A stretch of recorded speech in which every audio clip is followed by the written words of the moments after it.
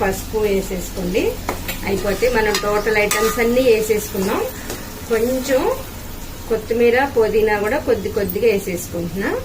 కొంచెం వేసేసుకున్నా. మిగతాది వాటర్లో వేసుకుందాం, బాగుంటుంది, ఫ్లేవర్ బాగుంటుంది అన్నమాట. ఇప్పుడు కొంచెం ఇది అన్ని గరం మసాలానమాట. గరం మసాలా కొంచెం వేసుకోండి. నేను పెట్టడం మర్చిపోయాను, కొంచెం వేసుకోండి.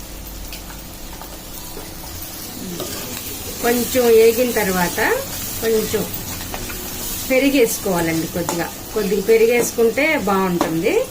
ఇప్పుడు పెరిగేసుకున్నాక మనం ముక్కలు వేసుకుందాం. బాగుంటుంది. కొంచెం చూడండి, పెద్ద గరిటెతోటి 2 గరిటెలు పెరిగేసుకోండి.